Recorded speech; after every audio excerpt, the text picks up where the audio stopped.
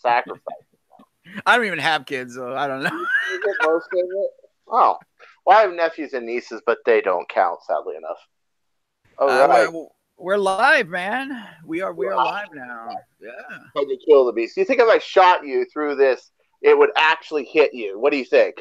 I mean, if I just went right through here, through your screen, probably not. Maybe. There's only one way to find out, brother. Bang!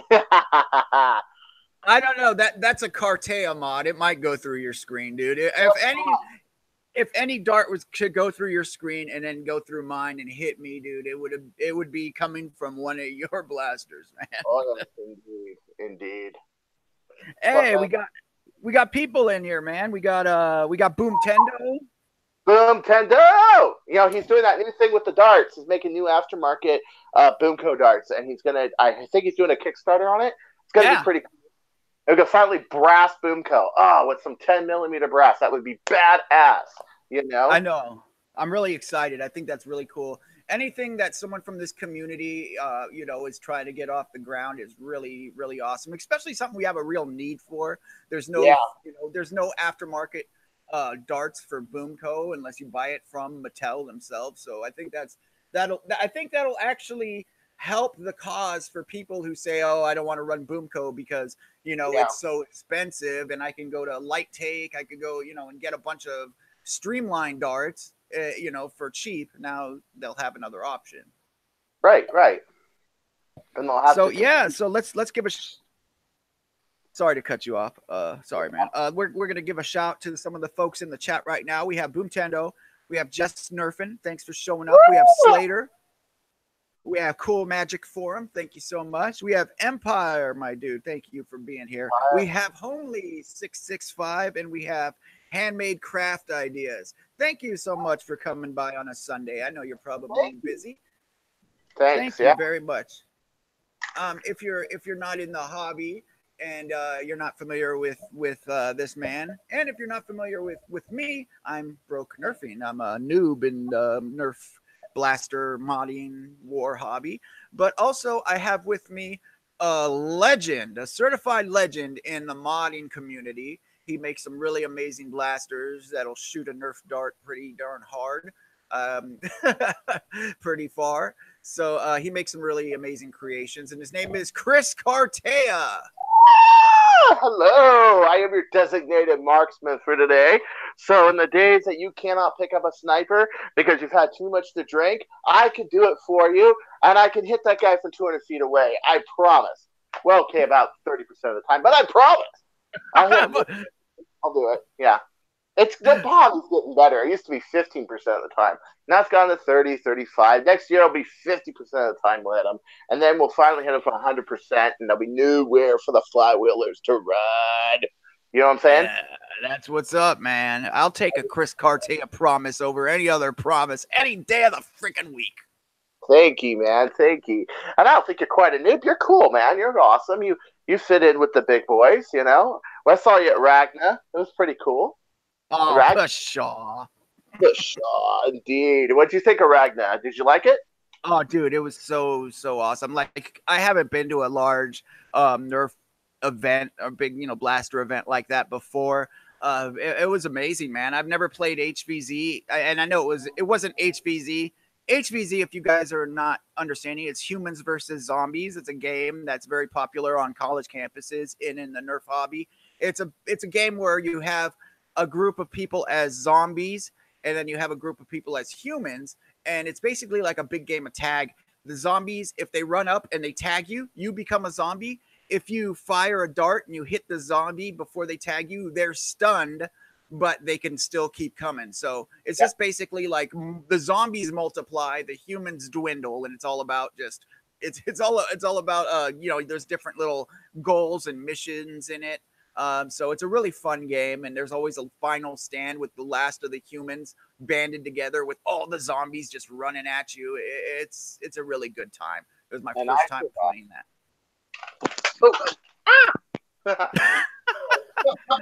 Did you just see that? Oh man, are you sure? Are you sure there's no Jack in that Coke, brother? No. That was hilarious. I can't believe I just did that. I spin that blaster all day and it never flies out of my hand. And like the one time, come on, tripod. And then the one time I'm online, right? Boom! Right into the smartphone. Never a moment. Oh gosh. Okay, I'm picking up another blaster. This one's cursed. Yeah, maybe folks, that's what kind of interview this is gonna be. Maybe the one that won me at Ragnarok Oktoberfest in the final stand. That's one right here. Yeah, that's an awesome one. So wait, how did you like Ragnar, brother? Tell us about Ragnar. How you enjoyed it? I was really the one event that I didn't care to win, I won, and the one event that I really wanted to win, I had to use the aftermarket darts. But I like the fact that it proved that the aftermarket darts, they need improvement. Like right before I talked to you, I was talking to Noba Khan, I was talking to Michael Glenn, and he was saying, "Hey, do you think it was too hard?" Because no, it was a good contest. You did a good job. It's just limits. Like we're not shooting at anybody, and I would have made 500 of these and let people use them there, no problem.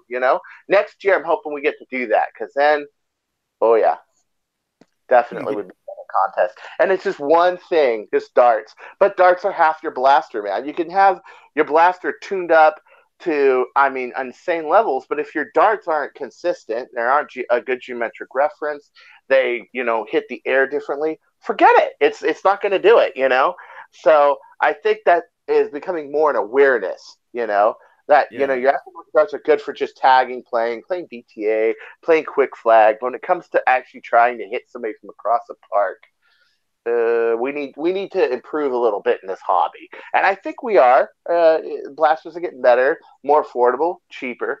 But what I'm really about is make them more accurate, more consistent, and definitely affordable, and that you don't have to take them apart after every single war, And it's getting better, just slowly but surely.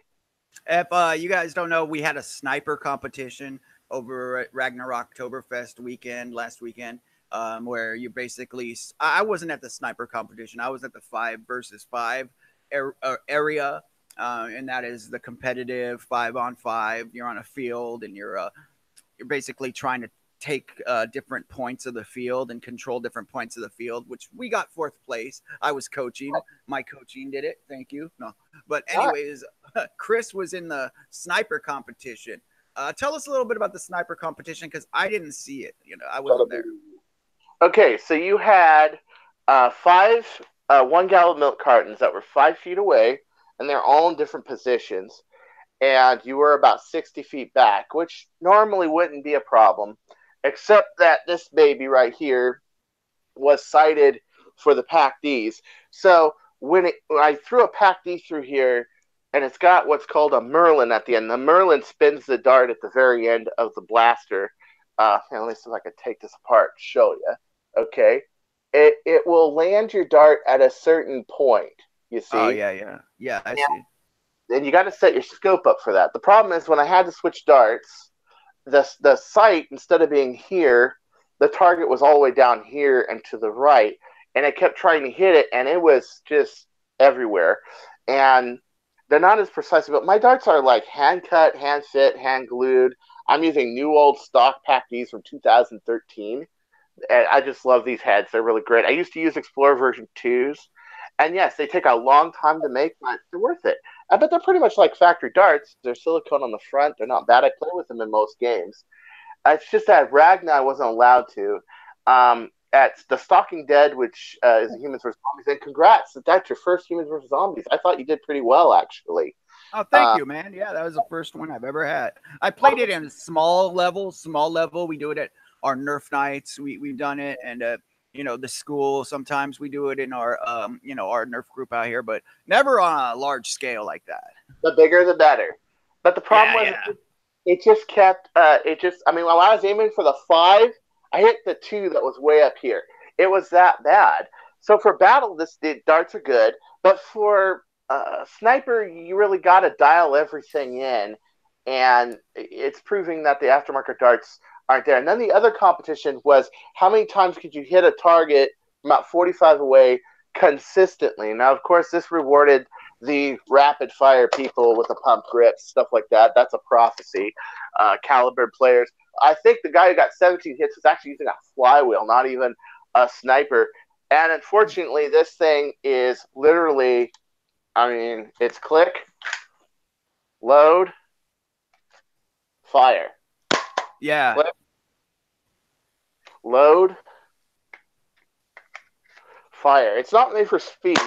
It's made for precision. It's made for hitting people far away because you're going to spend more time aiming at like really far away than you are going to be loading. And I mean, it's not an odd 6, but you got a pretty good chance to hit somebody from far away. As well, if you pick up a long shot, yes, it's got more rapid fire to it, but you have this magazine, and what happens is the dart gets squished. And because the dart gets squished, it becomes out of form. Because it becomes out of form, it's a little more inconsistent. Plus, your tube is longer on a long shot, which makes it easier to get the power. Is why a lot of people like long shots, me included. But it's a little bit more wild of a shooter. So that's why I picked that one. But I didn't really know what I was walking into. I didn't know if there was going to be, the competition within a minute. I didn't know. I thought that the 5 jugs were going to be 100 feet away. They ended up being 60. I just like I said, next year I'll be a lot more ready. I'm going to probably show up with a modded long shot next time. But I did pretty good. I think I got like second place or something. Yeah. Nice.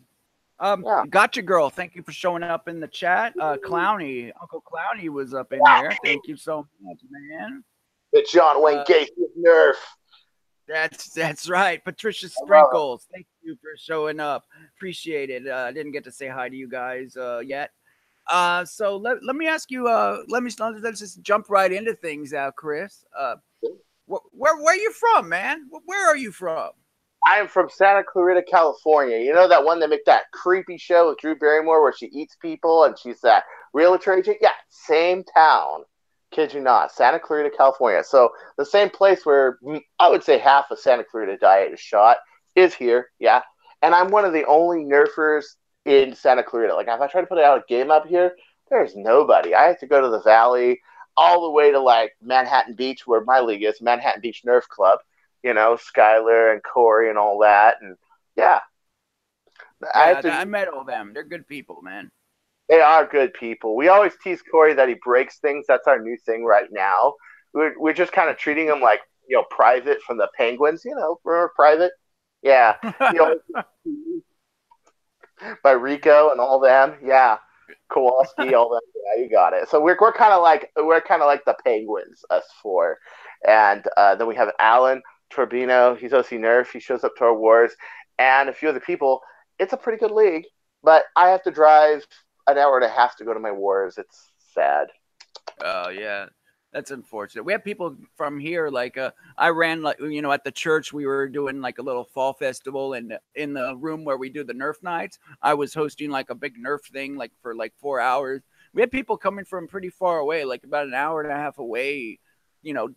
Just to play there. Just to play some Nerf games. For a few hours, and that they come to like every event like that's out in the Bay Area or in like up north. They come from pretty far away to do it. It's really cool though, the passion that some people have for this. How many people do you get approximately? And I know this number's. How many people did you get about? I know this number's going to make me jealous, but I'm curious. It's killing me inside. Well, yesterday it wasn't even like really advertised. It was a fall festival the church was having, and we were running, and we just did a Nerf. We set up a Nerf thing, but it was about like 15 to 20 people were there. I'd say that's enough for a decent game. That's not bad. I mean, when I was in it was fun. When I was in Norwalk, I think we got 10 or 15 people per team for 2 teams every other Saturday or something. That was pretty good. We had basic Nerf and all that back in the early days, and that was a good game. Yeah. So that's good numbers. 15, 20 is actually very good numbers. A game gets too big, too many people don't call their hits and stuff. It becomes a little difficult, because you have to like coordinate a lot of stuff and everybody else, and you get your drama and everything else, and that's true. it's a little less because it's a little bit more of an organized thing and people don't do it as often. But when it comes to normal games, it really is more about the spirit than the numbers, and it really needs to be about that size. I'd say that's my goal, is to get about 10 people per team, 15 people per team. That's about my goal right there. Oh man. How'd you get in? How'd you get into the hobby, anyways? Well, okay. One day I had my nephews, Mason and Weston, and they were playing with a 2008 Recon. Okay. So they had a Nerf Recon. It was the reverse plunger kind. I think one of them even had one of the original ones that caught your fingers that said arms on the back of it. One of them did, and the other one was the newer kind. And I'm just like, oh, cool. Let me see that. Wow, Nerf has gone a long way. It's magazine fed now. I fire it, and it doesn't even fire across my living room. My living room is, about 25 feet wide at the time. And I was just kind of like, oh, this has got to do better. It's got to do better than this. So I bought a Recon. I went to Target. I bought a Recon. And I didn't like that air restrictor. I didn't read anything online, anything. I was just kind of like, dude, honestly, I just want to make this better. And I put a little nozzle on the inside of it. And then I put a piece of 1/4-inch brass behind that to limit the dead space. And I got it firing, and I shot it 70 feet arched or about 40 feet flat. That's about what elite ranges were in 2008. So then I upped the yield to about 12K, and I had something that was doing about 125 feet. And put in mind, this is 2008, 2009. We're talking plastic panels. They just made, like, I was looking around online, and Black Tactical just made available the metal plunger and the trigger shoe. And then not long after that, I would say about 2010, 2011, that's when Orange ModWorks, and my dates could be wrong, so excuse me on that. But right after that, Orange ModWorks made the Stage 1 and the Stage 2 Recon kits, which I thought were pretty cool. But I was like, no, I'll stick with plastic. So I fiberglass reinforced the back of that, and then I got me some Raiders, and this was all pre-elite, okay? And I got my Raider to shoot the 70 flat, which was pretty cool. And I went to Wars, and I was just like, oh, look out for that guy. And I was just literally just aiming a couple feet above their heads and just nailing people. And just nailing.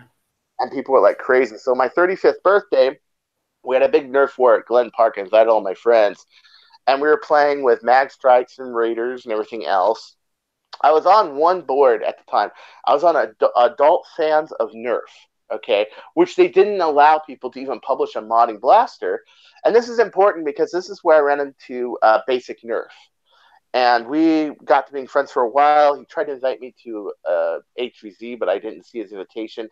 And then after that, I talked to him, like, oh, I'm sorry, I missed your invitation. He's like, yeah, we're having a Nerf war in Riverside, on Saturday. You want to come? This was mid-2012 here. And the Elite Retaliator just came out. I mean, we're talking a couple weeks before this war. So I quickly grabbed the Retaliator. I threw like 2 of the springs together, and I got something that was shooting about 100 arched at the time. And I went to this war, and we played, and I had a lot of fun. And after that, I was invited to his wars, and he had his wars as church and this and that. You may see me in some of the GoPro videos about a Paragon. We met up with the Norwalk Nerf League, which at the time was together and was a pretty good league. And then we got together with the Beach Cities Nerf and Airsoft Alliance. So we had these 3 leagues that were all playing, every few weekends for a few years. And that's pretty much how I got started. But what really got me started, like, in popularity was, well, 1, I was in his videos, but 2, I was trying to do really crazy, impossible mods. This is an Ultra Match Fire Strike right here. The first one that got me involved was a 14-kilogram Retaliator called the R-Spec, and I claimed a range of 110 flat, which it could do 110 flat. It's just that they're like, that's BS. I can't do that.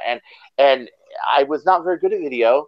I was not very good at, I was very new to the Nick. I had no exposure whatsoever to the Nick, and it all came at me as a surprise. And I was getting into this daily arguments and stuff, and because it was just unbelievable. This blaster can't do 110 flat. Well, now that's an everyday thing with the Ret. You could do that. It's not a problem. Back then, when you're talking 2012, 2013, no. And then I had proved it that it could do that range. And then I did the Fire Strike. And the Fire Strike, I claimed a range of 150 flat. Was doing about 150, 160 feet per second. And they're like, oh, it can't do that at all. But what they didn't understand was I had Explore Darts. And I took the Explore Darts to my very first Armageddon in 2014. And I was able to do, even with the lower velocity, even though I was out velocity by the 2Ks, I'd say about 80 feet per second, I still had the range because I had the better co-ballistics of darts. And now these kind of darts are an everyday thing. Singapore darts are an everyday thing. Full nipple jackets are an everyday thing. Your ACC version 3s, your worker darts are an everyday thing.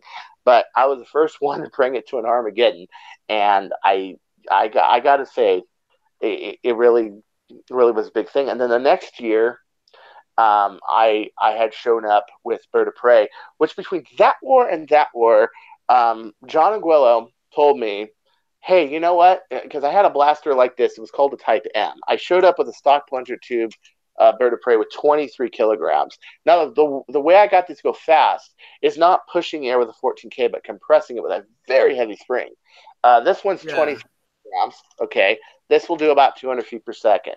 This is 23 kilograms.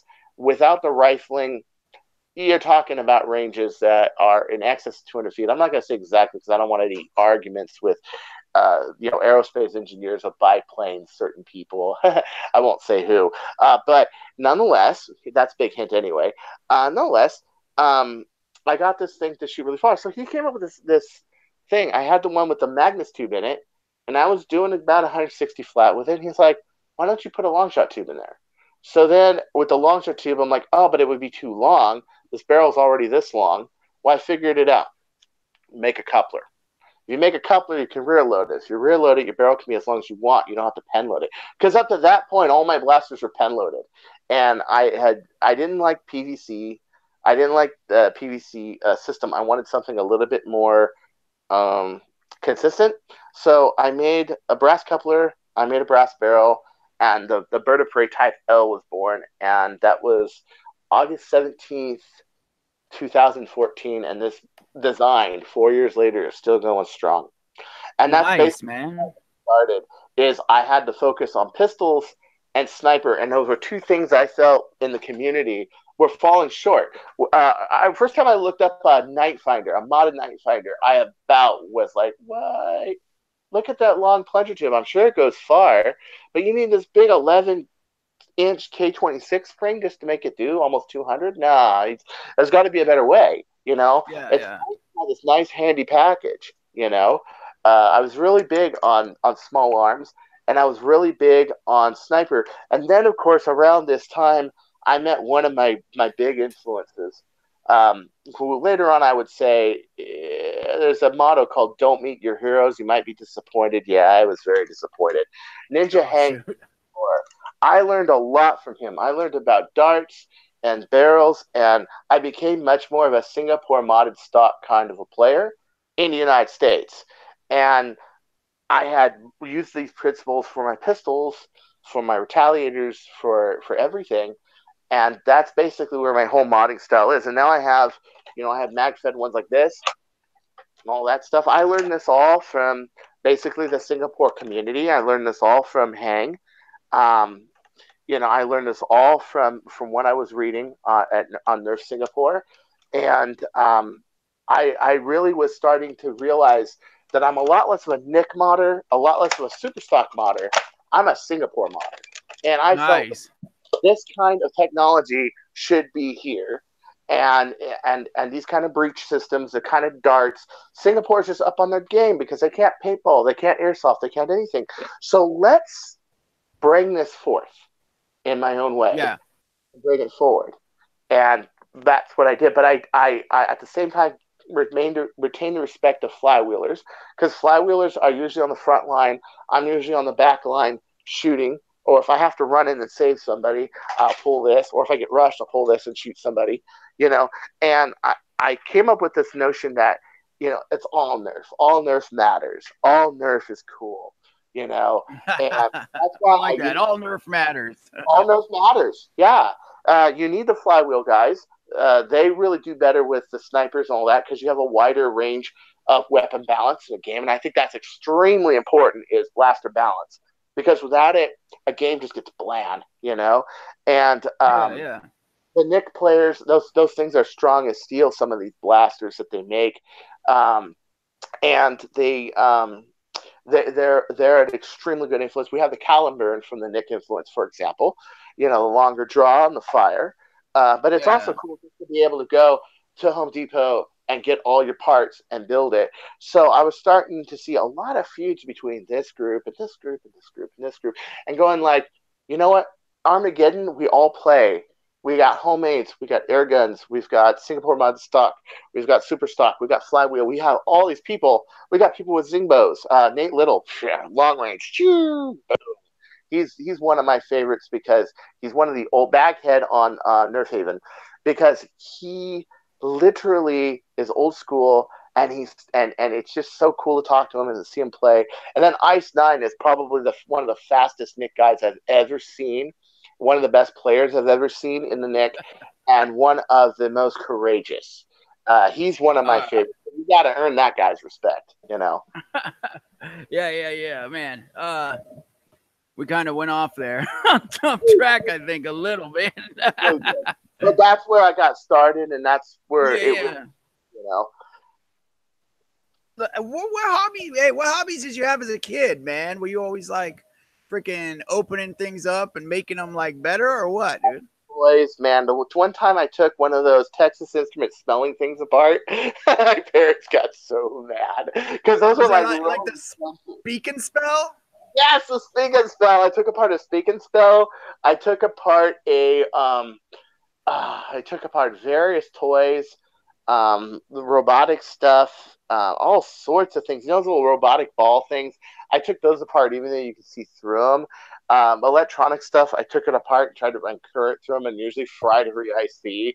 Eventually, I had a friend named Josh, and Josh had Radio Shack 201 kit, and he's like, no, Chris, this is the right way of doing it. And he got me like a crystal radio set and a few other things for my birthday. And I went out and bought a 201 set for $50 from Radio Shack, and I was able to do all these cool things. You know those things with the pegboards you put the wires in, all stuff. I was always fascinated with how things worked. I would look up literally schematics for gearboxes, nuclear reactors, firearms, bombs, just any kind of machine. And so, like when I was younger, I was into guitar. I got a little older. I was into guitar, and I was into printing. And the reason I got into printing was I was so impressed by these machines and all their cans and the paper feeding and the grippers and everything else, all the rollers. I got really into printing because I was just impressed with the machines. And so I always had this fascination for machines and mechanics. And that's what got me more into mechanical engineering. And that's what got me more into the field. Plus, my dad did fiberglass parts, which he did electric boats. He did kits for Cobra kits for the Cobras. He did shower stalls for Lance Camper, parts for establishment motorhomes. And so I had that. That's where I got this experience to do stuff like this. Only he was using polyester resin. I use epoxy because it's a smaller part. Yeah, I was just going to say, man, because you use like that fiberglass fabric stuff too. Yep. 7.5 ounce cloth and epoxy. The stuff you buy in the stores is like 5 minute. It's too fast. You need something that's like 15-minute or 20-minute. I went 30 on this, and I was just waiting around for half a day. It was just too long of a set time. But the longer the set time, the stronger the part. But that's where I got this experience. I grew up in a fiberglass shop. From the time I was right on to 2006, I worked in a fiberglass shop, and I had seen a lot of stuff. If you ever go to Disneyland, for example, you go on the Indiana Jones ride, and right when you're going across that fire bridge, there's these snakes. Actually, wait, hold on a second. In 1 second, I'll show you something cool. You have these 4 snakes that are like so, okay, across the bridge. And then there's a 4 around the halls. Those are 27 feet fiberglass snakes. And me and my dad's company did it. You go to Toontown. Nice, dude. 1 second. There's one sitting right here. He's gonna get us a fiberglass snake to check out right now. I know he works at Disneyland sometimes. Let's see. Right. We got the Well, pass there. contractor for Disney Show and Ride, and this was a fish. This was on the cartoon spin, and we made a copy of this just as a souvenir. And this is how it goes to Disney: is you laminate it. First, it's made out of foam, then you laminate it, then you sand it and you primer it, and then their paint department paints it. So if you go on cartoon, Nice. this is a prop. It's like in the prop room, and Yeah. yeah, then we do stuff like that. We do stuff That's like that. cool, man. Uh, So you so always been making stuff and tinkering with things, you know. So you already had the experience before you even picked up that old Recon and decided to mess with it. yeah, because I just decided this is just way too underpowered for what it is. It can be honestly better. And Do you collect? Oh, sorry, I was gonna say, do you collect them too? Like I know a lot of people who modify them. They have they get like every blaster that comes out, or they collect them. Like, do you have a collection, or you just grab the ones that you want to modify and just then modify them? right, and I want to thank you. So basically, if you look around here, you'll see pretty much my arsenal of what I play with in a Nerf war. My goal in Nerf is to be competitive a lot more than collecting. But if I see something Yeah. that's cool, like for example, I have a regulator, a Nerf regulator sitting on top of my shelf. Okay. I also have an open hailfire, a Vulcan, a Rhino fire. It's just if you ever look at Nerf News and Owl Ranch, that's what's right above it is all of these blasters that I don't use. I got a couple 2Ks, I got 3Ks. Like if it's collectible, I'll use it. But for example, I don't own a crossbow. I've never owned a crossbow because, quite frankly, well, I built my own smaller crossbow called the Bird of Prey, and I just never saw the point.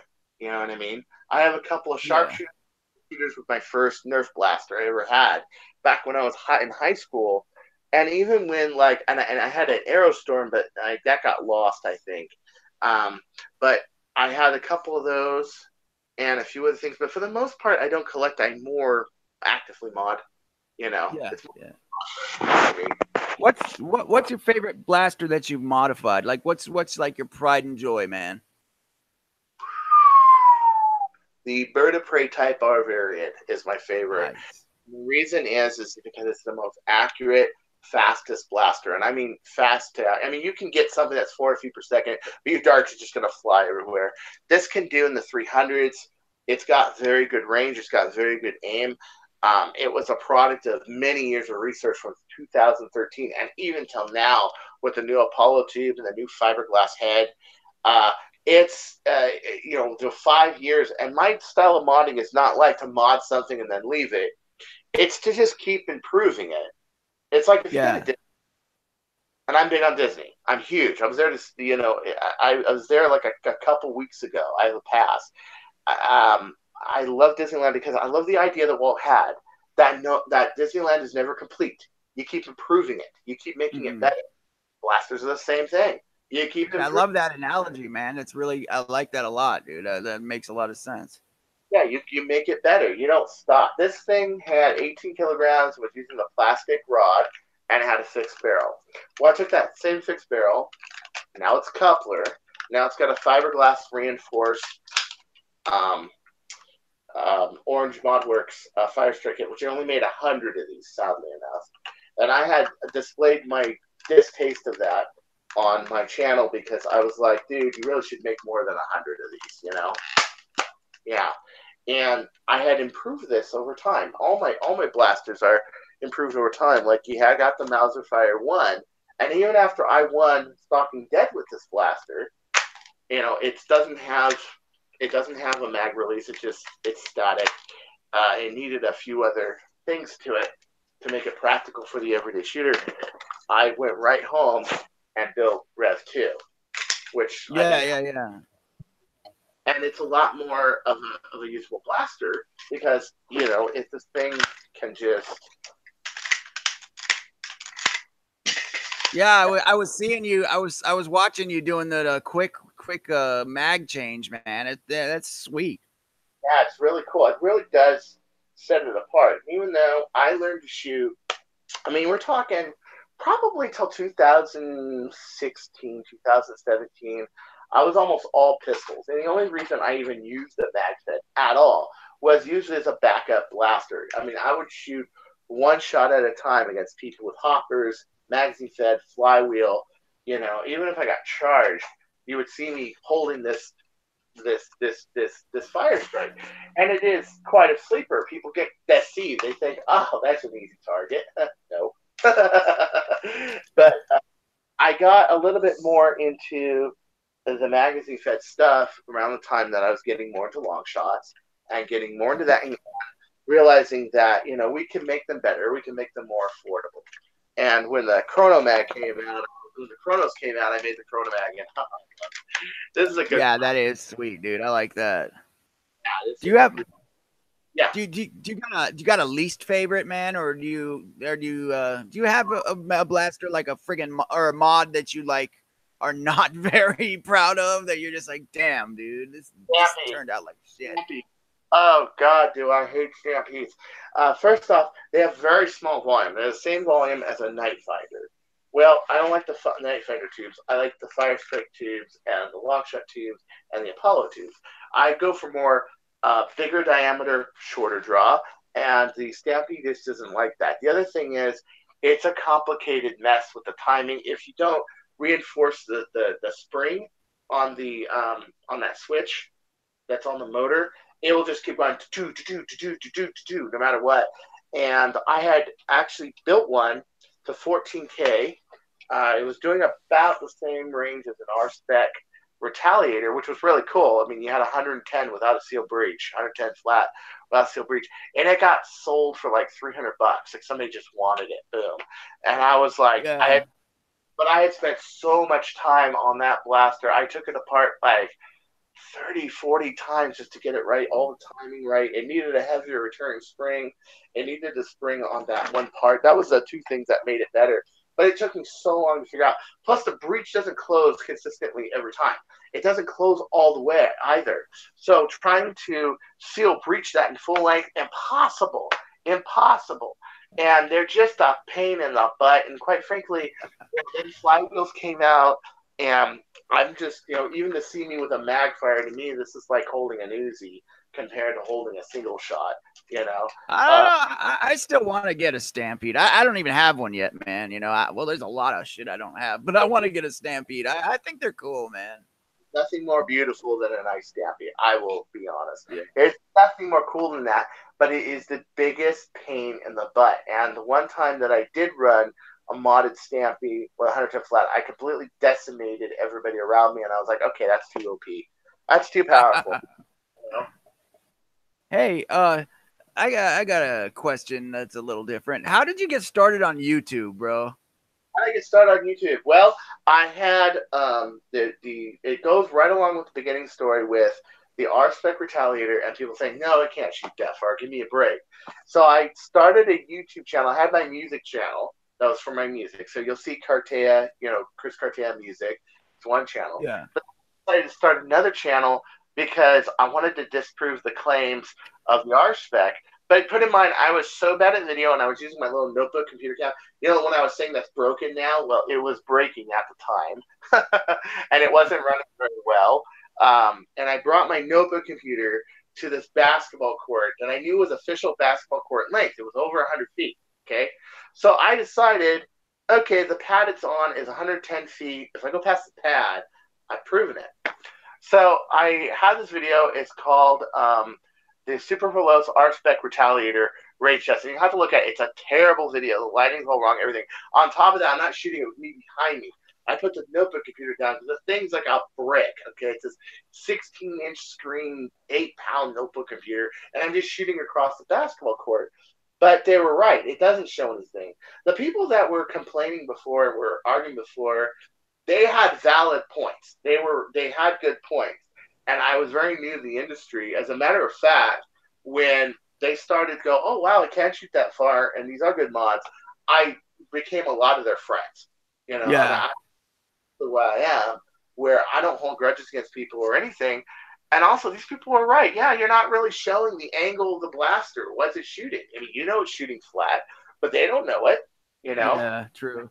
One thing I've noticed about YouTube or online, anyone online, that if you're trying to prove something, man, they're not gonna be happy until you thoroughly prove it. You know, they're not gonna believe it, or they're not gonna be satisfied until you go to great lengths to show it. Well, that all stopped in 2014 when I went to my first Schoon War, I've met probably some of the baddest dang modders in the world. We're talking Roboman, Ice Nine, all these guys that really made the community what it is. The guys from Glendora, and then I showed up with Fire Strike, and I showed up with the Bird. As a matter of fact, this was inspired highly by Ice Nine's Frankenfinder, and it was inspired highly by John, who gave me the suggestion, hey, you know what, put a long shot tube in there. Because not only did it help me back up my claims to what I was saying, they were also very supportive, and they were also very friendly. And, just to go online and tout a bunch of stuff and not go to a meet, well, that's also being part of the community, and that's kind of what it's about. But at the time, 2014, I didn't get that. It took me a while to get that. I was a noob. Okay, that's what really being a noob is. I mean, I think, okay, you're new, you still understand that stuff. You got it really quickly. I didn't. It took me a couple of years.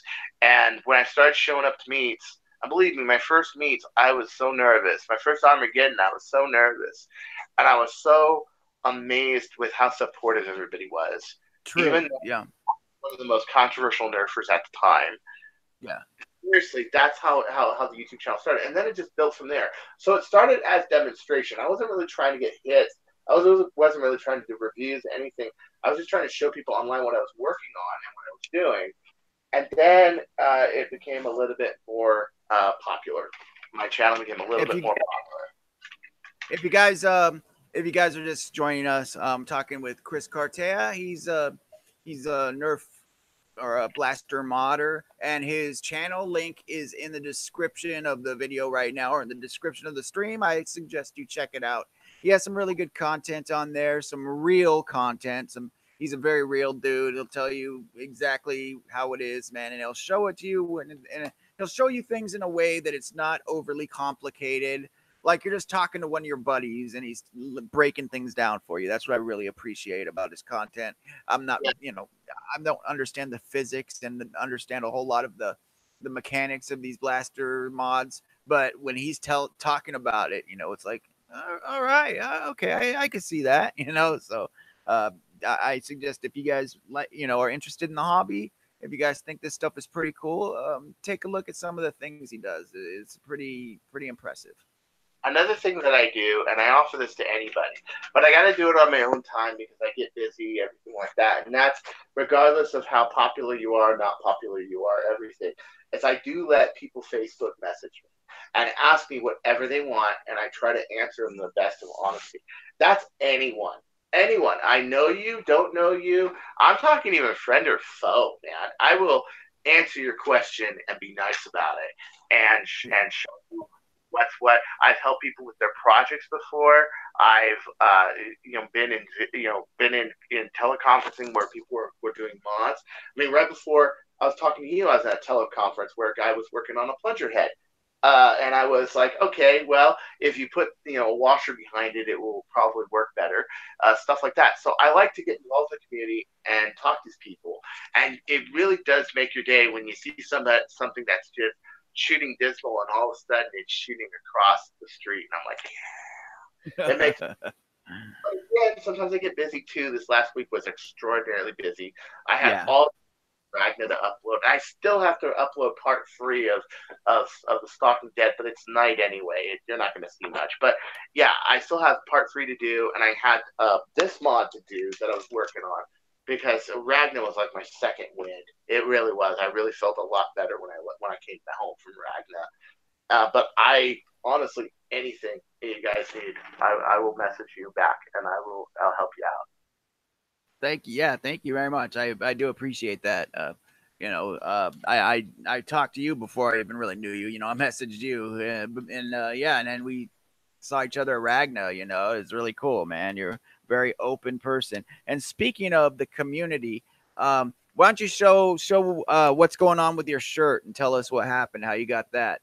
Okay, so me and my friends were putting our stuff away by the building where it was shady, and all of a sudden, Lord Drax shows up in his Team Dauntless uniform. Said, "Here, I got something for you," and he opens it up and says, "Here's a shirt for you." I was like, "Oh man, that's so cool! Thank you." It's like, yeah, Pat, my friend Pat designed it, and he did this graphics, and it said "Designated Marksman," and it's actually a silhouette of one of my old pictures of me shooting a Type R. Not this one in particular. This is an AR. This is a new one, but it's very similar to this one. It used the same scope. It used the same.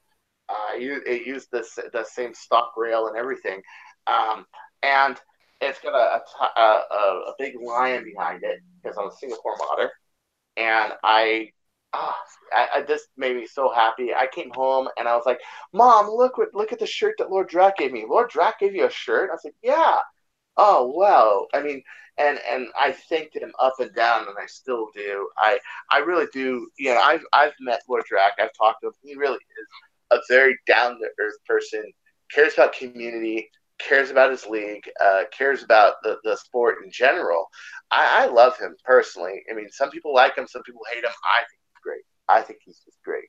You know what? Yeah, I was, I was pretty surprised when I met him. He came to the mod party that I was hosting over there at the church the day before, on Friday before Ragnarok. He showed up there, man. He was really cool. He was helping out some of the people there with their mods. Like some people were having issues with their electronics. Like people didn't even know, and he was just walking right up and soldering things for him and helping out. He was really, really cool. I was very surprised with how friggin' down to earth and how nice this dude was. And really cool. I invited him to my room for a drink, and he showed up, and we had a couple glasses of scotch and hung out and talked about the Zeus and Singapore and everything. And I was like, wow, he seems so much different in person than he does online. And online, he's cool, but I like his reviews and his channel. But you only see, and this is true for any YouTuber, you only see what they show you. In person, you see the full package. And some of the things that don't come across are not negative things. Like back in the days of Errol Flynn and Marilyn Monroe, people were hiding all sorts of dirty garbage. What you end up, it's different with YouTube. What you end up actually seeing when you meet them in person are all these positive things that don't come across. I mean, Andy Warhol once said it. He said it very well. One day, everybody will have the 15 minutes. He was right. YouTube. There's our 15. That's everybody's 15 minutes. And the difference between us just doing YouTube is that we are not producers, we're not directors, and everybody else that takes everybody's best foot forward and makes Shirley Temple look good and makes Dorothy from Wizard of Oz look good. Got all the positives, every little bit, and puts it on the screen. Puts James Cagney on the screen and makes him that great villain that he is. All these great actors. But we don't. Some of us don't really know how to do that the best because we're just YouTubers, just trying to, be community. And what you see in person is all of this positive that a lot of times you don't see because it's like we're just having fun, Mm-hmm. True. Catch, I have one of those too. Yeah, I don't know why. I just thought, maybe it'll stick to the mic, man. It kind of does. You should have put some money on it. You said, "Hey, Chris, I bet you $20 this will stick to the mic." I bet you. You lost out $20, bud. Because I would have said no. I would have said. Then it would have fell right off, dude. If I put money on it, man, like there's some aura around me, and it doesn't want me to freaking hold on to money. Get a stick, or I'm not going to have $20 to see the new film. Oh God. Ah, crap. That happens to me too. I mean, you guys saw this blaster just hit the freaking headphone cord and knock the whole thing over. Yes. I'm in my room all day long spinning either this blaster or this blaster, and that never happens. And the one time I'm online, whoosh, boom. Matter of fact, the bird just fell to the ground. Boomtendo just said Drac was pretty cool when I met him. It was nice. He said that he hopes my darts work out, even though he isn't a Boomco fan. That's Yeah, that's cool, man. I mean, I think no matter what, everybody in the community is really wanting your darts to come, to come to fruition because it's You know, I something know, something but I that's needed. It's something that that I think a lot of people who want to use Boomco and they don't want to have to pay for the darts from Mattel, it's a better option to save money, and it's better for like Nerf groups, clubs that want to run more Boomco, then they can have a cheaper alternative to the actual Boomco darts and order those in, and they can run their Boomco blasters. but it's even more than that. These things will run through 10 millimeter brass. Did you see a few videos I did? Nintendo sent me some care packages of some heads that he was doing on silicone, which I tried to help him with, and some 3D printed heads. And I actually modded my dual strike to use that 10 millimeter brass barrel. And I was able to get it about 210 feet flat with the cutoff darts, and these darts that he's making is actually with the rebated heads, the 3 ribs, so it seals better in brass and can fire. He tends to use glow stick material, but I think we can get a tight compression fitting like you can with these, and I think you can get these things to do 300 feet per second. And I'm not even a Boomco. I don't use Boomco. I don't use Boomco battle at all. But I can appreciate the need for it, and so I came out with it because, and I still do. I still give him my blessing and help him with whatever he needs because I really feel that we can't be too one-sided in Nerf. If I was one-sided as sniper and I sat there and well, first off, it's stupid to sit there and call everybody else wrong because they're not. It works for what they're doing. It works for their loadout, whatever they're using. Everybody has a preference, man, and they're allowed to have their own preference, Exactly. Same with Boomco. It's the same thing. It's a preference. I've seen a lot of those freaking M6 pistols just shoot really great. I've seen the darts, if you fire them, the Boomco darts, they will waggle through the air, but they won't fishtail like a Nerf dart does because it has a smaller cross section. OC Nerf was saying that it has a lower coefficient of drag. It's actually possibly one of the best darts to shoot long distance because you're going to have less jewel loss because you're having to cut through less air. The problem is the darts they give us have that big rubber heads on them that stick to brass. So here's the thing with brass. If you look at this dart, notice that the dart is about 11 millimeters wide, but the foam is 7 millimeters wide. It has to have this or it will stick to brass. And when you fire a dart, this will vibrate just a little bit because this is foam, and so you have to have that little bit of clearance to it. You can't have it right up to it, or it will drag. It will do the big Crayola on your dart. It'll just, you know what I mean? So same thing happens with Boomco darts. That rubber head that was originally made to stick as targets that nobody used after the first year causes problems in seal breaches, and I feel that if it was rebated more, it would actually work. So you have the same problem with AccuFakes. You can't brass them because they're too big. You'll fire them and they will stick to brass, and then you won't get the ungodly ranges I get. Really quickly, I wanted to tell anybody who's watching who doesn't understand what we're talking about here. This is a Boomco dart. This is what Boomco Mattel brand of blasters uses. It's a plastic dart with a rubber head. It's like they call them straws because they're a lot like straws. Will they still sell these when straws are banned in California? But this is a Boomco dart, and this is your typical streamlined dart. This is a Adventure Force brand, but it's based on like the Nerf Elite style dart, which is like basically like the industry standard of the foam dart with the little rubber head on there. But yeah, that's what the regular streamlined darts are like, and that's what a lot of blasters and magazines are fit to run. Like a lot of like there's Nerf has like magazines and their blasters fit these. So does Dart Zone and Zuru and Buzzbee, the different brands of blasters. They all are set up for these darts, but Boomco runs the smaller kind of straws. So that's the Boomco dart. Interesting. It's very interesting. But you see how that front head on the Elite dart? Show me the Elite dart again. Notice the front head. This one is this is the Elite dart right here. right to the foam, right? If you were to throw that in brass, that one actually doesn't do too bad, but there's some with it right to it, and they're actually wide in the front, and they will stick. But you notice how the Pac D, because it's thinner than the actual foam diameter, it doesn't stick to the brass.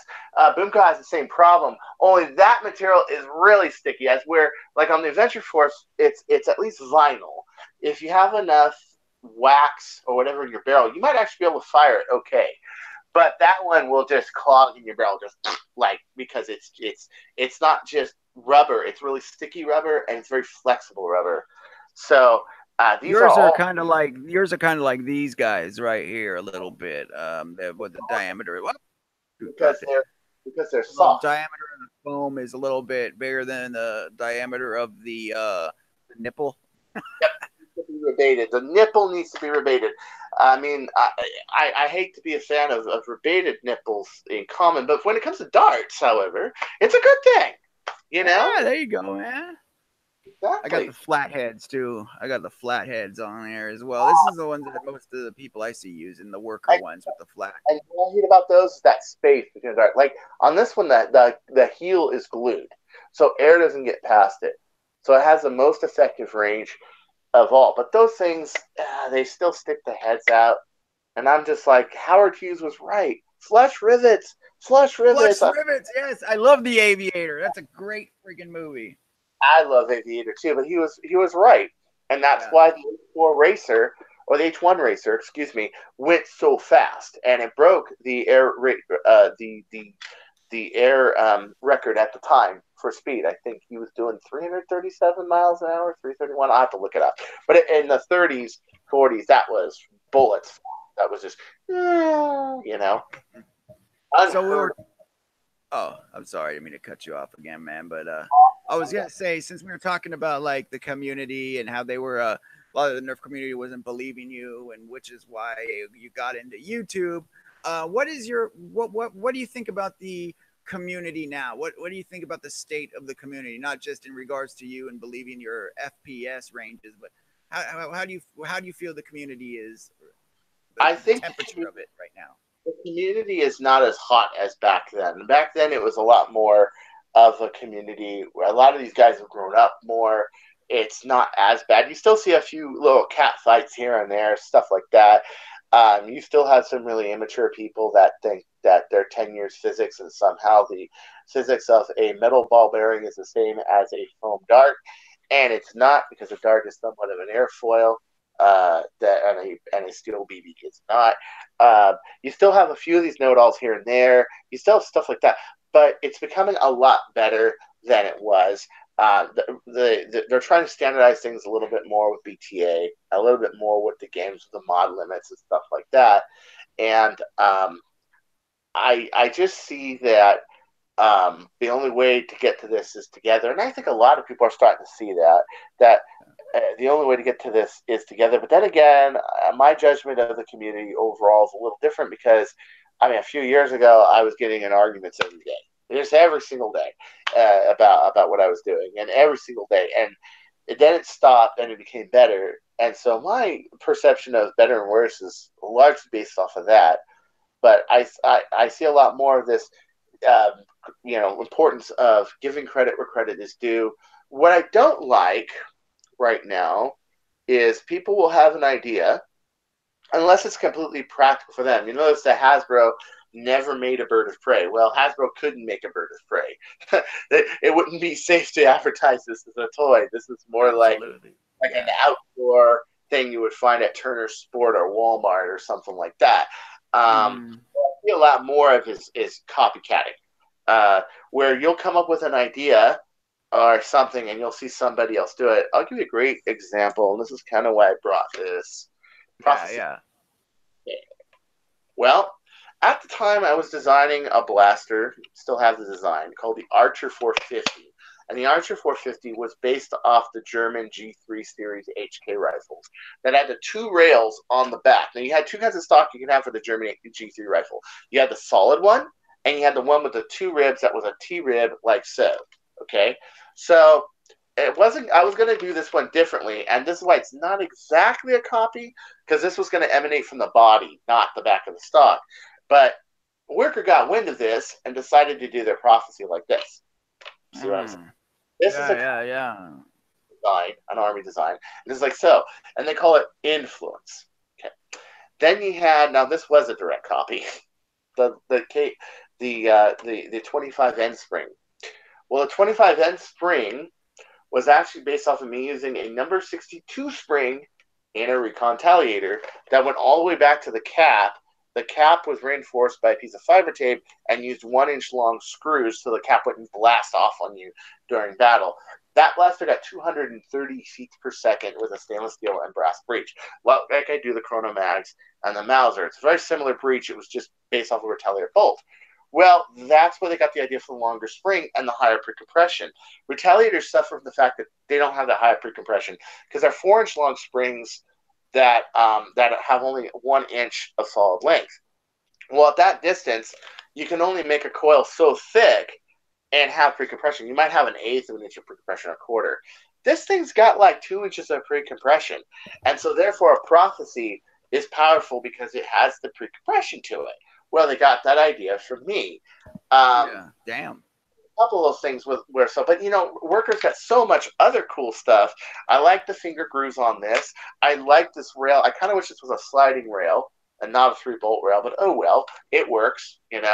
I like the open front end. I like the steel bridge. I like the pump grip. How they're using the angle pump grip. I love that. That's great. And I love how they made this integrated tube with the padding, which this was also based off of one of my plunger tubes that used silicone go-to glue on the inside of it as padding. Well, they used a piece of silicone as padding that, by the way, moves. You can see that right there, how that moves, like that moved, and then you close it. You can see it. Video. Then you fire it, and it closes it. And so it's not stationary, but I see these influences everywhere. But then I see a lot of good original stuff. Like this is really thick, nice plastic. The color scheme with the orange and the blue works really well.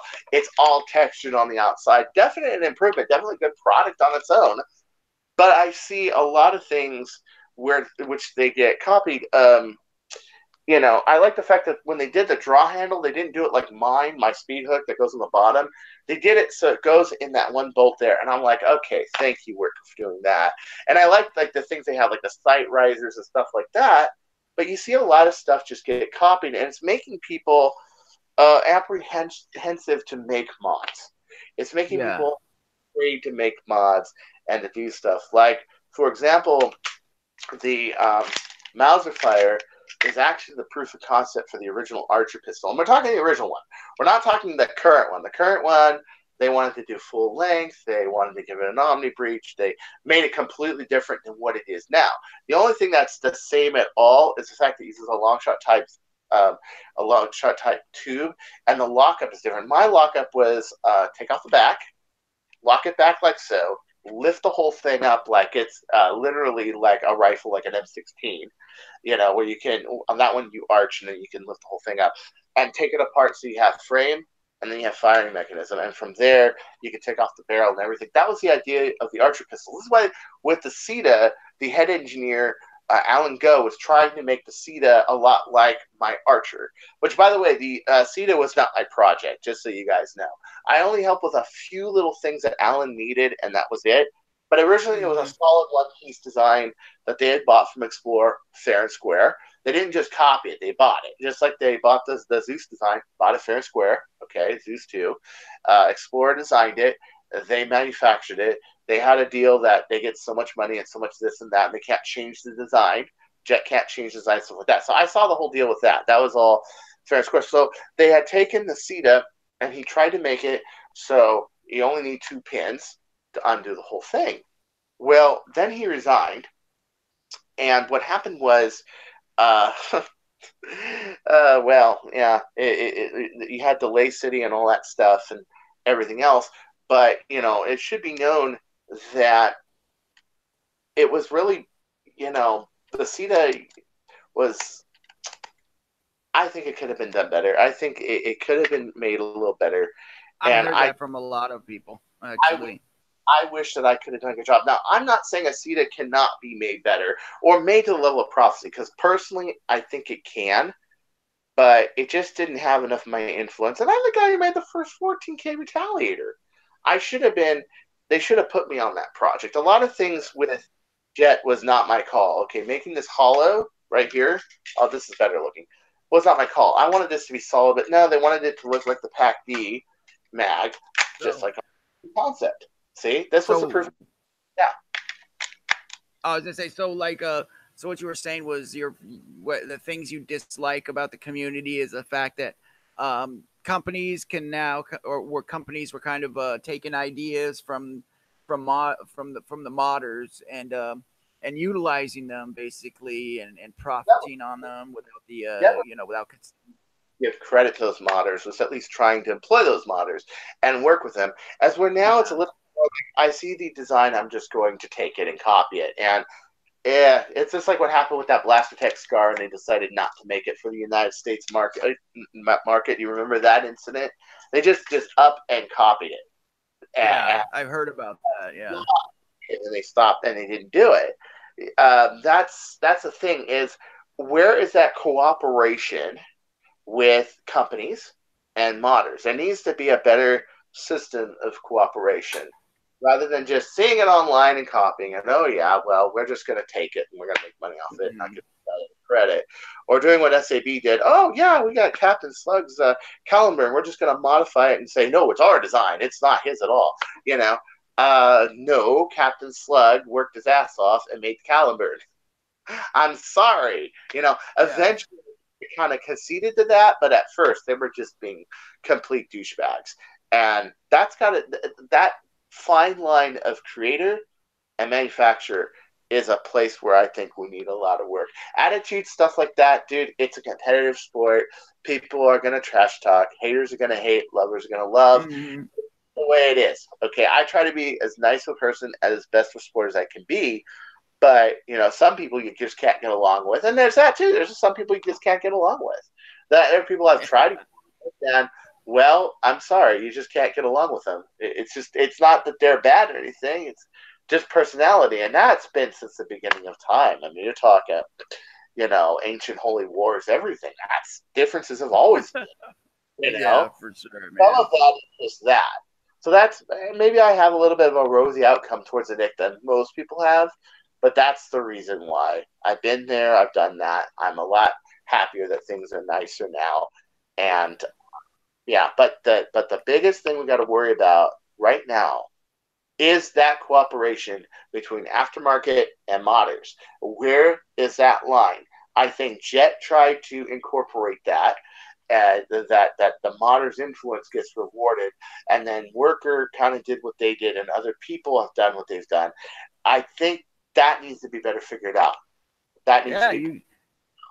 you bring up, yeah, you brought up a really good point, man. That's after from all the talks that I've been having with different people, that's the first time that I've kind of heard this perspective get brought up about the companies, kind of incorporating modern ideas, into their designs. It's a very, very, very solid point, man. And that would be good to get more cooperation from them. I mean, because we're the ones that are going to be buying it anyways. You know what I mean? So they should be working with us, or at least giving the credit where it's due. For the credit where it's due, but it's also not just credit where it's due, and not just opportunity for the modders, but an opportunity to bring their ideas to a wider scale of market, okay, to a wider arena. I think Nerf is going to break out in the next few years with, the Blaster Tag League and everything else with Quick Flag and everything else, and Mm-hmm. I think a lot wider of a market. And right now we're in that bumpy road where we have to figure out this relationship. Because if we figured out this relationship, we can take the ideas the modders have, we can bring it forth to the public, and we can make it better. I've always been a person that has been called practical for production modding. That's one of the things in the early days I was big into. Was not one-offs or two-offs, but actually making blasters you can make tens of thousands of, and the public can use it and would love it.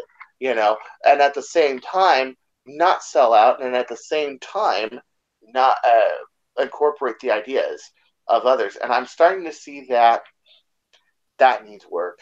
That really does. Because Mm-hmm. if we had this in public, I think we would that balance, I think we would see a lot more distribution. We would see it become really popular, like skateboarding, rollerblading, or Yeah. paintball. I was, And I was, yeah, more go ahead. hurdles. I'm sorry. Go ahead. I'm good. Good. Oh, I was going to say, do you see that? Do you see this going more mainstream? Like, do you see the like, you know how Nerf or Hasbro started doing the rival series, and you got the, you know, and Dark Zone is doing the ballistics. Can you see more of a mainstream going with the modding and the competitive blaster sports? Like, you see Nerf bringing out the katana mag, you know, kind of a katana mag of their own or something like that. Can you see I don't us think getting people ever mainstream of it? that because everybody has this delusion that okay, full lengths are popular because they're more popular because they're better. No, full lengths are more popular because they're available. Exactly. Yeah, that's what I'm saying. Yeah. That people want something different. And that's one reason Rival is so popular. People want something different. But let's say they had Stephens, dude. They had Stephens and they could shoot them at rival energy levels, just about 120, 130 feet per second, is about that of a normal rival Apollo at doing 100. And people saw the more accuracy and everything. I think it would be a huge boost. I mean, I remember way back in the day when I saw my very first airsoft gun. It was a Beretta Primable, and just like this, it held 15 BBs. It was made by Daisy. I said, dude, this is the future. And goes, oh, it's just Daisy making it, and Crossman makes it. I said, dude, it's going to take off. I didn't do it because I didn't like how it went, but, you know, I think once you see a real practical, small package, reliable to shoot, easy to service, easy to aim, and the ammo is available mainstream, you'll see tens of thousands of people, hundreds of thousands of people, millions of people buying. And that's where I think it's going. Okay. In order to get there, we all have to iron out these kinks. You know, So you workers. can see it. You can see it going like you can see this going more mainstream. I'm surprised it hasn't happened already. I am surprised. Honestly, yeah, I kind of am too, man. You know, I kind of am too. And you know, it's I was surprised how big this hobby is. I just got into this in February of this year or March of this year. I was looking up laser tag, recoil laser tag systems, and all the videos I was watching of laser tag being in, you know, being used and people laser tagging in parks. They had, you know, a bunch of recommended videos were like a lot of blaster videos and modding videos, and I was just kept seeing these modding videos. I'm like, what the hell, dude? Nerf gun, Nerf gun. I said Nerf guns because I, you know, I didn't know the terminology back then, but I was like, what is all this stuff, man? And then, you know, I started watching these videos, and I was seeing all the mods being done. I was seeing like what, you know, people were doing, the games they were playing, competitive games. I was like, dude, this is freaking awesome. I had no idea this was going on. And Oh yeah. a lot of people don't know this is happening. Like a lot, you know, like I have a lot of subscribers that have no idea, you know, didn't have any idea what was up with this hobby at all. So I'm wearing a Katana Mag shirt. A couple times ago, I went to Disney. I go to Disney like every month. I had a Katana Mag shirt, and people were like, "Dude, what is that?" And I said, "Oh, it's a Nerf Blaster Mag that I helped design." Oh, Nerf blasters, really? Like, you mean just like the toys? I said, no, they're much better than toys. And I described like, dude, I've never heard of it. So many people have never heard of modded Nerf. Almost everybody I talk to outside in the world outside our community doesn't know. And it's like, if they did know, they'd play it. But there's a point I'd like to bring up real quick. yeah, When you're go for it. the pre-made prophet, you talk about the prophecies and the Zeuses and the FDL3s and all these other blasters that are out. The FDL3 looks extremely solid, but what's always going to have the edge are the people that mod, because you can make just, I mean, this was a girl's blaster. It was a blaster, and now it is a hunter killer, man. It is a crazy freaking long range thing. And hey, Rebel blasters are unisex. They're yeah, unisex, all right. they are. I use them. That's proof. I'm a straight heterosexual male, and I'm using a Rebel blaster as a basis of one of these. Yeah. Oh yeah, dude, check it. I love me some Rebel, brother. Rebel. That's a Rebel. Those are Rebel freaking AccuStrikes. Yeah. My girlfriend Tisha, I love you. You're in the chat, by the way. But she bought these, man. She got these. She never seen them. I've never seen them either. But they are on sale at Kmart for $3. Kick ass. That's I know. awesome. I know. That's the craziest thing. Rebel Acu strikes, dude. Awesome. But the thing is that we need to keep that modder base too. So one thing I'm worried about when it does go mainstream is everybody will just buy a blaster and say, okay, I'm done. Like kind of like airsoft and paintball does. But I mean, people that will sit there and say, oh, Nerf doesn't want to make this mag fed. Oh, really? Well, I'm going to make this mag fed because I'm Chris Cartaya. We need people like that. We need to keep that base alive as well. So like I said, it's a very thin line. You know what I mean? It's a very thin line of just. I mean, if I were to have an FDL3 tomorrow, I damn well learn how to solder. That's one thing I'm not good at, soldering. Electronics, I'm not very good at. I'm much more mechanical, mainspring kind of a blaster guy. But dude, I would go out and read every damn YouTube video on soldering there is because I would want that edge over Yeah. some buys an FDL and just leaves it. You know what I'm saying? I don't. You know what? I don't think. I think no matter what, like if I think we'll still have them. I don't think we'll lose the modding base because even now you have them. The people modifying blasters, and you still have the people that want them, and they'll still buy like a pre-modified blaster. Yes. Because they don't want to do it themselves. But even if they started selling these blasters with way better performance, we're still going to open them up and want to do something different to them. So I think we'll still have the people. We'll still have the people that want to open them up and do something better, but then we'll always have the people that just want to buy them right off the shelf and just be happy with what it is. I remember when Babalolo took a long shot and integrated it with a rough cut. He did it for an HVZ. He had the pull handle long shot, and then he integrated. He left the trigger back, so every time he fired it, fired 2 darts. I love that. I thought that was badass. And then what did you see? You saw everybody with stripes master keying their stripes with the retaliator barrel and everything. Basic Nerf even did it. He went to war with a stripe with a rough cut as a backup blaster, and it's great because in Humans vs Zombies, that's the thing that matters the most is that you have a shot available to fire. You have the most freaking dialed in, reliable blaster you can have. Is that you always have a shot available to hit a zombie because when they get you, they will get you by 3 ways. 1, you run out of ammo. 2, your blaster jams. Or 3, or 1 or 2 of all these 3 above, you will get separated from the group. The one way that I survive, I stick with the group. And the thing is that you'll always get people that want to tailor made stuff like that. Yeah, for sure. Like doo-doo commissions, yeah, that kind of stuff. Exactly. Hey, some Lionheart asked, he said, I came in late, but can Cartayas say what kind of black magic he uses to make those pistols? Black magic, okay. Let's start with the fire strike. The deal with the fire strike is very simple.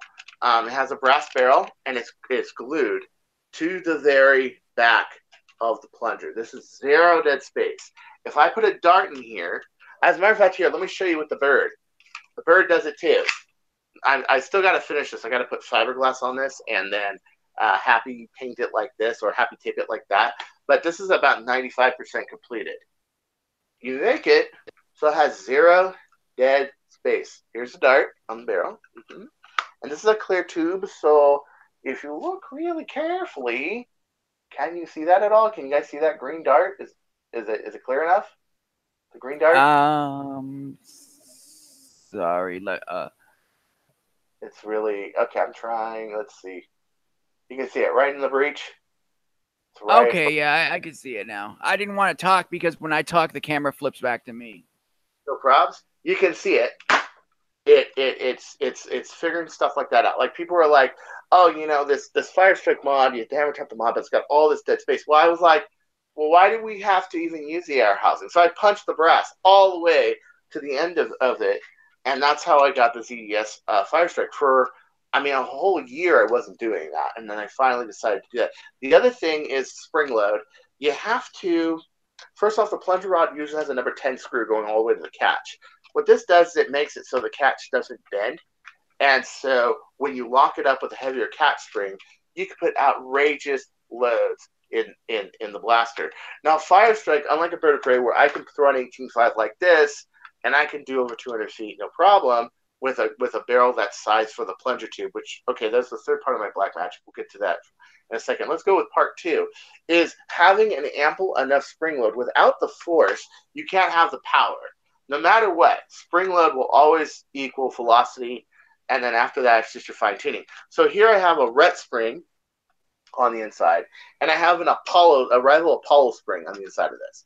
So I have like a 10 kilogram Ret spring inside of here, and then I have the Apollo spring on the inside of here, and that makes 23 kilograms. Okay, by doing this, when I pull this back, as so, and I load it into my coupler, as so, this is just like a Bird of Prey coupler, except it's shorter barrel because it's shorter plunger volume, which will be my third point in a second.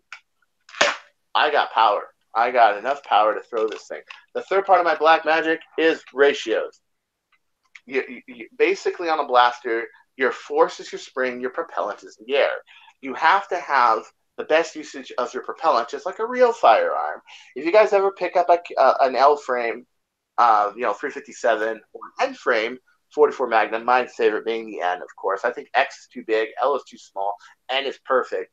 You will realize that your 4-inch mountain guns are not going to hit as well as your Model 629s with the 8 3/8 inch barrels, which, by the way, when I went to a range with a 44 Magnum, that's what I used, was the one with a big, heavy underlug, the one that's actually bigger than the ones in the Dirty Harry movies, that's only 6-inch. And that is because it's using the propellant for a longer period of time to drive the barrel. There's a problem, however. This is not smokeless powder. It is air. And it is limited to how much volume you have between here and the end of the O-ring.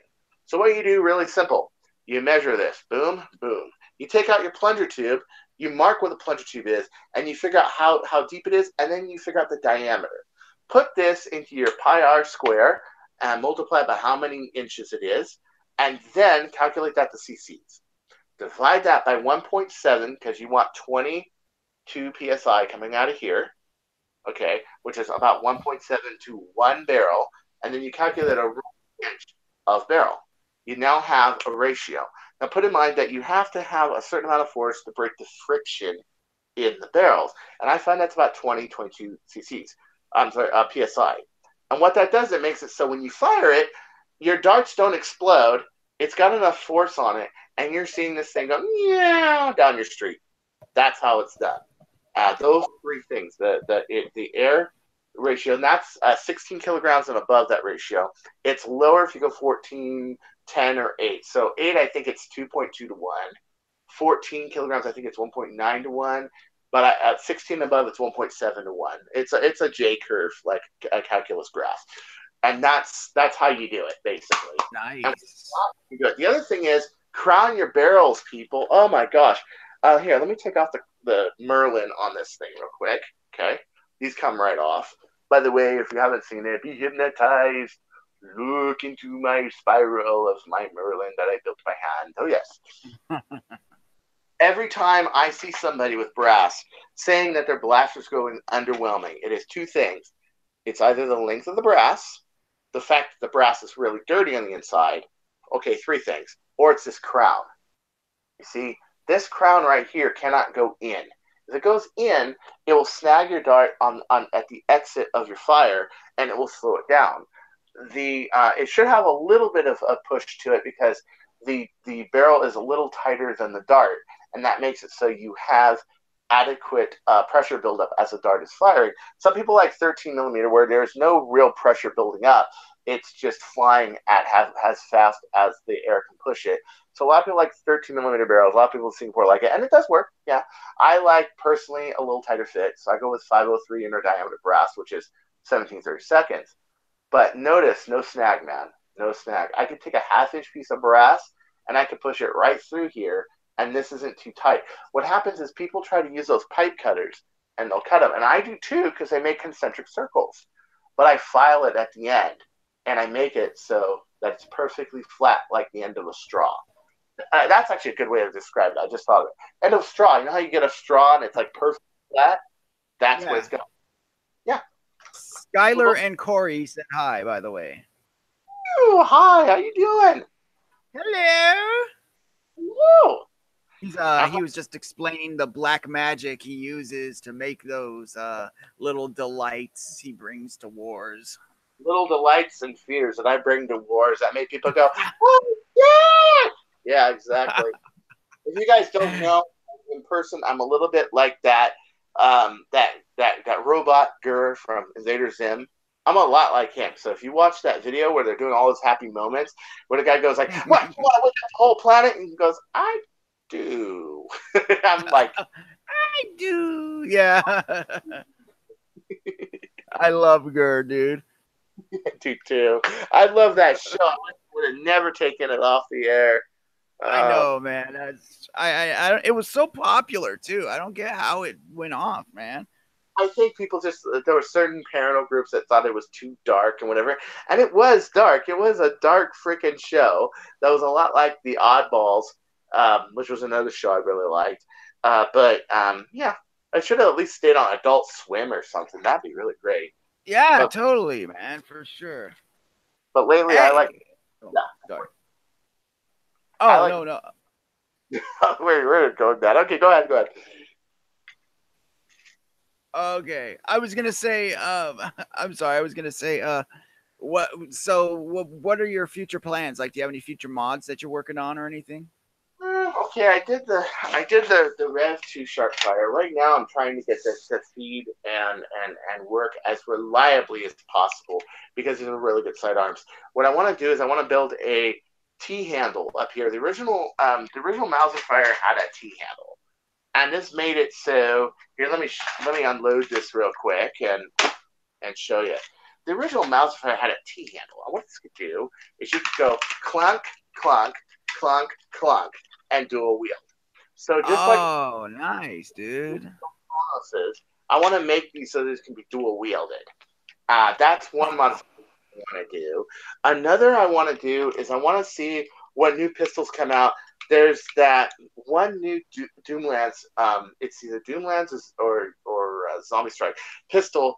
OC Nerf showed it to me, and it has a catch that's on the it's on the plunger head rather than on a plunger rod, kind of like a messenger is, but it looks pretty promising. I want to see what I can do about that. I want to see about making that. So, and of course, I want to keep making my stuff just scope accurate. New stuff for the Omega kit. This is actually nobody has it yet, but me, Bradley, Phillips, and a few other people. This is an actual Omega kit. And one thing I've been working on this is notice the barrel, swan barrel. Give me 1 second. Let me go grab one of those. Just 1 second. All right, man. 1 second. Go grab away, brother, and I'll just grab myself. Thank you for showing up, guys. Slater. Thanks. Corey, aka Ribbon. Thanks. Griever, thanks for coming by. Night Shame, thanks for being here, man. Homely, if you're still here, thank you. Mim, I don't know if you're still here either, but thank you for showing up. I appreciate it. He's back. Okay. Hey! So this is a 12.5-inch version of the Swan barrel. And what it is it's 17/32 brass on the inside. But you may notice it's all aluminum on the outside. It uses an Omni barrel as a way to screw this on to your dart gate of either an Alpha kit or an Omega kit. And then it has on the inside of it, it's barrette and it's waxed and it's beautiful. I see you. Hello. And then it's all, then it's fiber taped and then it's countersunk into this anodized aluminum. And then it looks like a magic wand. I cast a spell on you. Yeah. It's all filled with Go-To glue. Oh, there's one of my secrets right there, Go-To glue. It is basically liquefied silicone. And what it does, it has toluene in it, and it runs a lot more even. So unlike the Mauser Fire, this is all silicone glue on the inside of here. And when it dries, it doesn't give, it doesn't vibrate. It stays stable when you fire from the spring force. Well, this does the same thing. On the inside of it, it's all silicone glue. And then you have anodized 6061, and then that's countersink to the barrel, and then that's all fiber tape, and then these are spacers. This is made for a Zeus, the ribbings of a Zeus.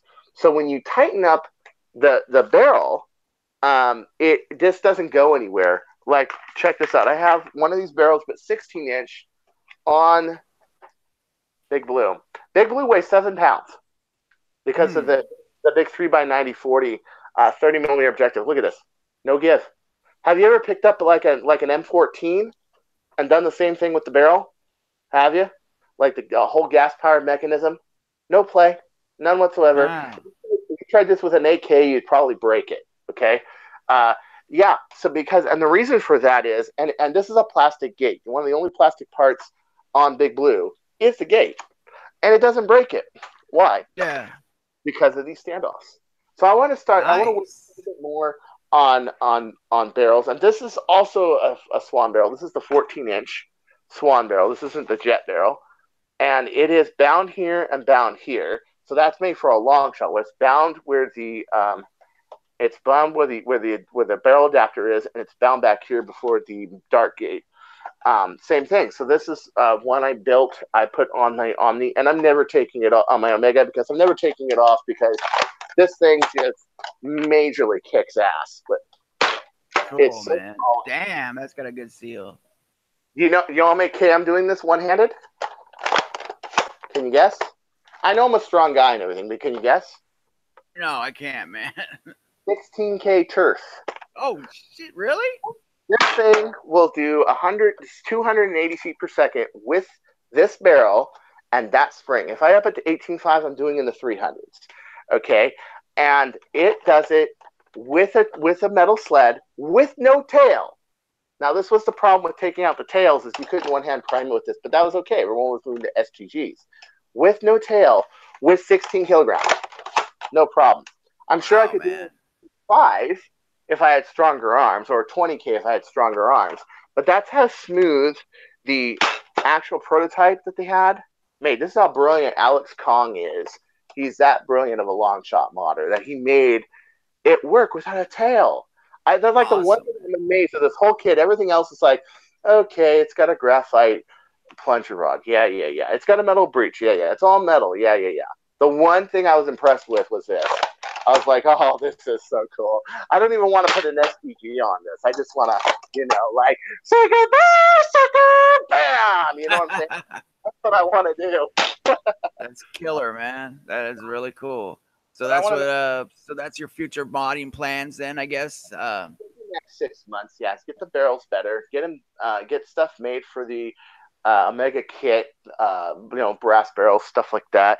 Work a lot more on the sharp fire and a lot more on maybe some more bird of prey stuff. I think, and some definite chronomag stuff. This one is needing of a Merlin, and then also the other thing I've been working on. Oh yeah, how can I forget that? Merlin Squared. Merlin Squared is a Merlin. That is it, but it tightens right at the very end. So what it does but the way a Merlin works is it will go out your normal barrel and it will squeeze a dart like an oval. Well, the original kept it as an oval as it worked, and that was pretty accurate. But now it's really accurate because at the very end it's round. It's perfectly round, and it rounds the dart back out before it leaves, rather than leaving it as an oval. Well, I'm getting like 3-inch groups at 65 feet with this thing. It's really cool. And I think that rifling attachments need a little bit of research. I think a SCAR, I see blasters with just great power, and then people put a SCAR on it, and it doesn't go as far. Sure, it's accurate, but you're losing so much to drag. A Merlin is something that you don't really lose that much to drag. You still have reasonable fire. You still have reasonable speed, Yeah. I think that the rifling is continuing. And also rifle barrels. I want to work on some rifle barrels too. That's also in my future. I want to make sniping more practical. I got a group on Facebook, Nerf Sniping Community. That's over 500 members now, and it's getting bigger and bigger and bigger. And I'll put the link in this description as well, man. After the video, shoot me the link to the group. I'll put it in there. Will do. So along with Death by Nerf Blaster, which is my original group with about 2,800 members, I got this one. and it is just for sniper. Anybody even posts like non-sniper related stuff that doesn't relate to us at all, we just delete because we're trying to keep relevance. But it Yeah. is no offense to anybody, but we're trying to keep the group relevant. And it is like a brotherhood. And I'm starting to see people like OC and people like Joshua Church and people that sniper and are serious about it. And we're all talking. And so I'm trying to make this like a brotherhood of snipers and moving it forward. So I'm also working on that too, because I think in the Right next on. it's going to be practical. If everybody, you're gonna snipers are going to be in like a BTA competition. I guarantee it. Oh They're gonna, yeah, dude. yeah. So The one, oh yeah, like yeah, sorry. that's okay. So let me ask you this, man. Like, aside from the all the aside from how the mod performs and everything, what are you getting out of it? What is it? What does this do for you? Like mentally, physically? Like how? What do you get out of this? I love to work on my blasters and make something that is new, is unique, and nobody ever shows up to a war with a well, except for that Herbert Ziegler guy from UK who actually built the first Type A. And he actually took the L and made the Type A, which I thought was great. Nobody ever shows up with my blasters. I'm like the only one who shows up with a bird of prey, or the only one who shows up with an Ultramatch Fire Strike, or the only one who shows up with a Mouse Fire. It's so cool being unique and different. It's so cool introducing something that is unique, and it's so cool working on something that I feel is understated and really could use more attention. I mean, these are just pistols, you know, and they're world class, state of the art blasters now because somebody gave them attention. How many more things in this world are understated and no one uses that people can give attention to? And this is why I started with pistols. I thought that pistols needed work. I thought that sniper needed work in the Nerf community, and I'm still on that because I still think we still got a ways to go, you know. Mm-hmm. And you got one or two people working on it. Now you got like 10 people, 12 people, 15 people, and so on working on it, and it's getting better. You know, we had he made that pistol, the pigeon, the little flywheel pistol. Oh, those things are cool. Yeah, that is freaking awesome, man. Those things are cool. You know, an in-grip fed backup pistol. We needed better stuff like that. Stuff that's not clunky like a retaliator. Retaliators are clunky. Chronos pistols, even though they are nice, they're still clunky. You know, they're still pretty big. I mean, I put these in my. You saw my shoulder holster, right, for the Deadpools. It's still, Yeah, yeah, yeah. if they were any bigger, I couldn't use them. You know, Mm-hmm. they're just pretty big. They can be smaller, like this. You know, and I'm all for making things smaller and more ergonomic. And what I get out of it is I see this improvement, not just with me, but other people going, huh, you know, Cartaya's got an idea there. Let's make things smaller and more ergonomic. I see this influence, you know. The Katana Mags, for years I said, why do we need these magazines that are the size of M14 magazines? They're huge. The darts are, if you're going half length darts, why not half length magazines? And I was like, oh, you don't really need to do that. You know, and then we saw smaller ones, but they still had the screw holes on them. So they were still this big. They weren't much of an improvement. I'm like, you can use ratchet tabs on the magazines. Here, I'll use one that Mm-hmm. they could see them better. You can use ratchet tabs in the magazine. You can bring down the footprint. Well, I finally got my chance to have that influence. And now the Katana mag is a big thing. And now people are making new revisions of the Katana mag, the whole PAL mags. You're seeing a lot of these other magazine systems that use the coil rather than the spring.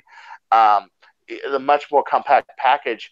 And this is more what people would want. They would want Yeah. something small and usable rather than things that are big and clunky. I mean, I've seen those fast mag holders for those 7.6251 mags that work with the normal mags. It's just like, oh, it's just too big.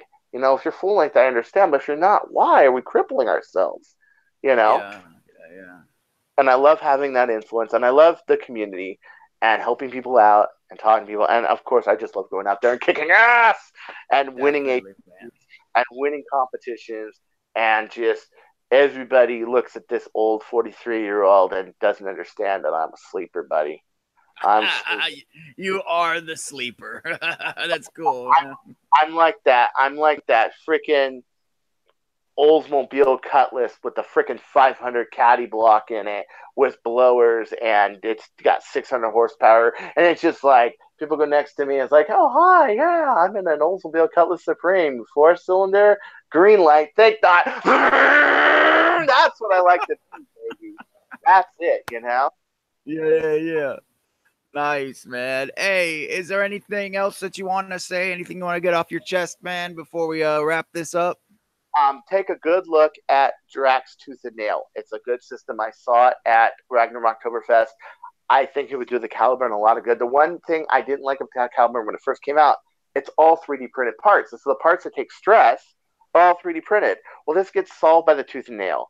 I think it's a good idea. And for $80 for aluminum parts, dude, it's boss. Give it a good look. I'm not even a Caliburn fan, and I'm saying, dude, this makes it a lot better of a package by far. Yeah, Definitely. I saw the part at Ragna too, man. They're really impressive. They're lightweight and sturdy. They're awesome. Yeah, totally. I don't want to see more stuff like that come out. So all of you have a good idea. Put out a Kickstarter and just do it, man. Revolution's here. It's here. Fight for it. Seriously. Awesome. Awesome. Well, thank you so much, Chris. I appreciate you coming on a Sunday. No problem. You're great. Yeah, I love you. You're great. You're great, dude. Awesome, man. Love you too, brother. Next time you come out or I come out there, brother, we're gonna friggin' go nuts. We'll go to Disneyland, get all crazy, and then we'll go to a Nerf war. Absolutely. Awesome, brother. Well, you enjoy the rest of your day, man, and keep doing what you're doing. Me and the community, we really appreciate everything you do, and we really need someone like you, thinking outside the box and doing cool shit.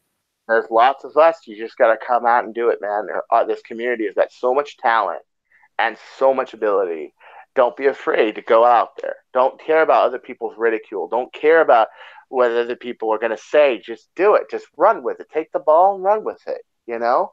Don't ever Yeah. worry about that. There are people like us that will look at the real you and say, you're doing a good thing. I remember Boom Tendo and people were teasing him, and I was like, no, I think he's got a good point. I'm going to help that guy out and teach him Springer mods. Yeah, and that's what I did. I talked to him on Facebook and did Springer mods. You know what I'm saying? And yeah, it was really Mhm. good seeing you too. And don't you go changing, I or won't, man. you know it's going to happen. I'm going to find you.